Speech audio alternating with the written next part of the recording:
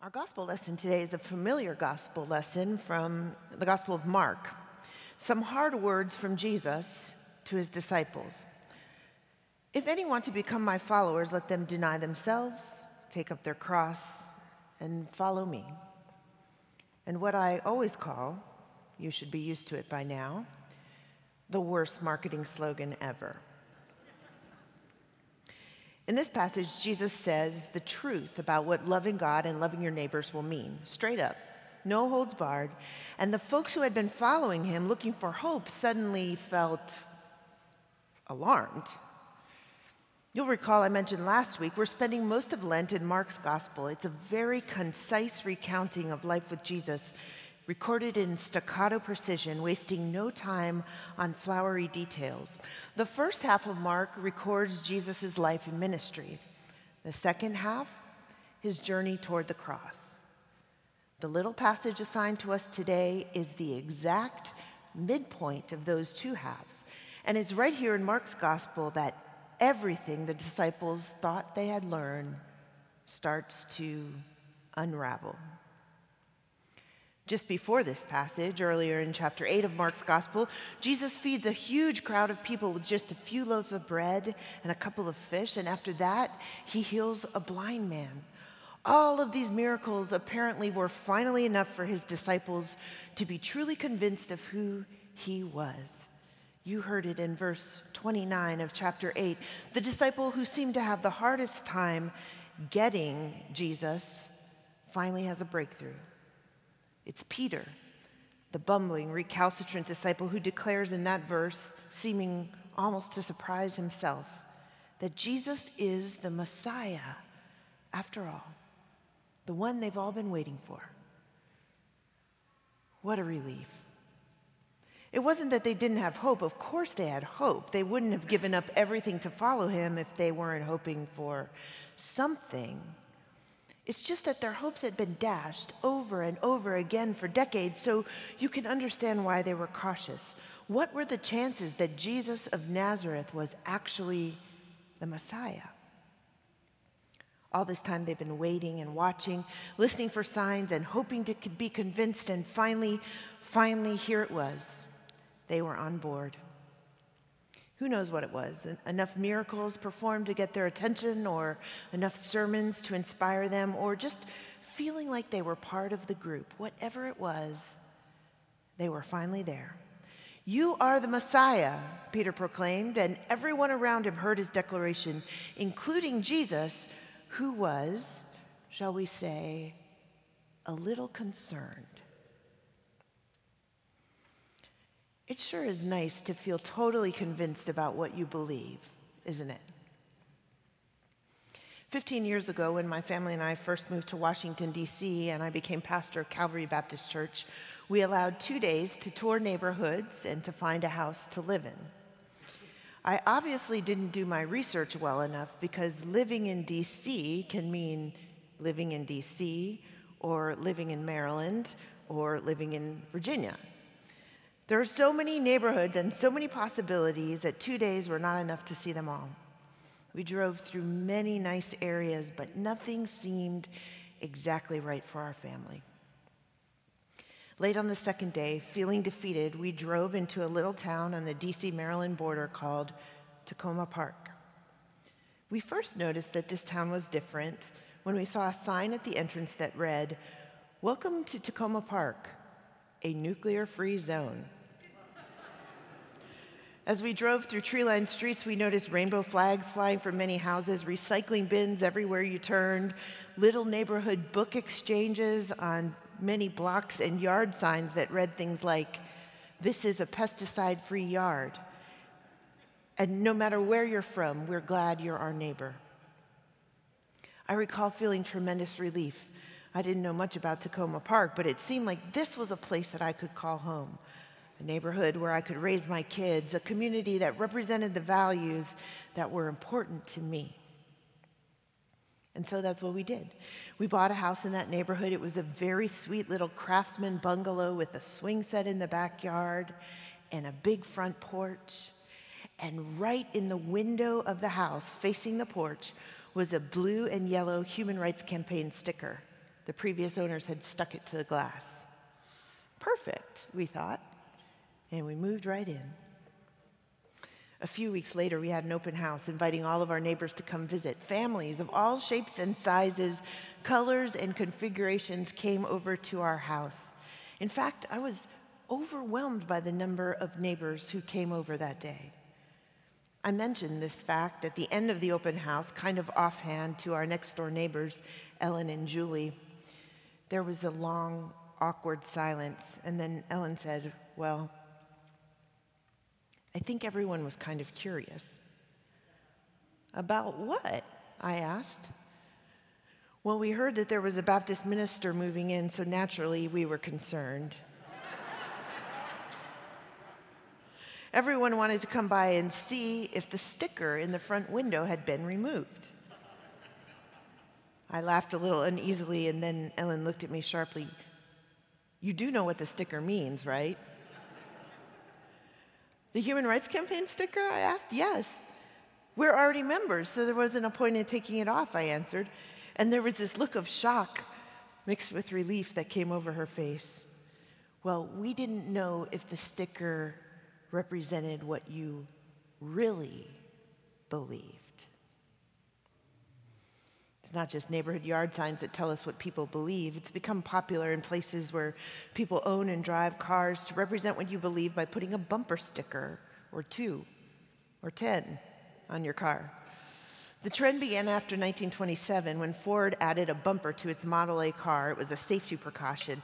And someone had the bright idea of creating stickers you could adhere to your car, letting the world around you know exactly who you are. For example, you could look at a car and you might imagine that the person inside would introduce himself this way. "Hi, I'm Bill. I drive a Dodge minivan and I'm a liberal. I support gay marriage. I like saying no blood for oil. I love Barack Obama. I hate George Bush. I'm Irish. My kid made the honor roll and I've been to Lake Tahoe." The signs on our bumpers or in our windows or yards may give us a clue about what someone stands for, but it's different to say you believe something and then for your life to truly reflect what you say. When you live out what you believe, that's when the world around you really knows who you are and what you stand for. What do we really believe? This is one of the hard questions we're asking ourselves this season of the church year when we're preparing ourselves to welcome new life for Easter. It's Lent, these days when we're invited to think deeply about how we live in the world, to consider our own mortality, and to change. To change the way we have always been living in order to make our lives count, to live with meaning and intention in the world. One way to do this is to pay careful attention to Jesus, who always seems to be challenging the status quo, pushing back at easy answers and quick assumptions, and changing the rules for how we thought we lived in relationship with God and with each other.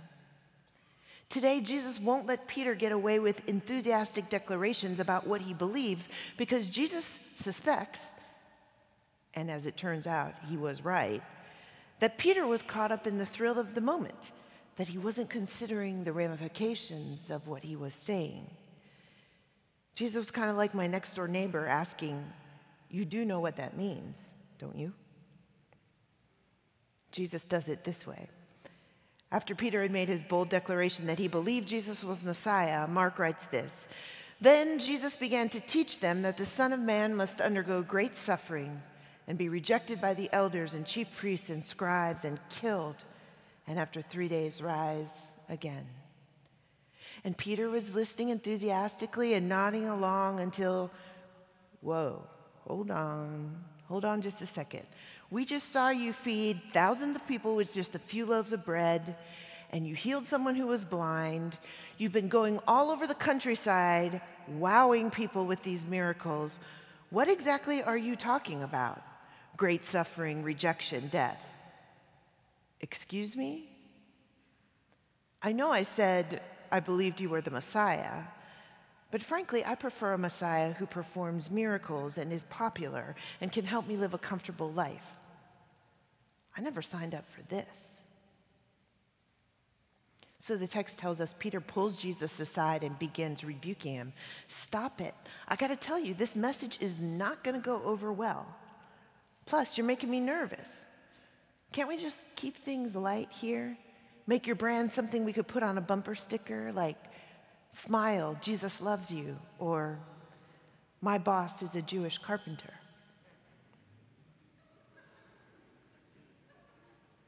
But Jesus was having none of it. He reprimands Peter sharply.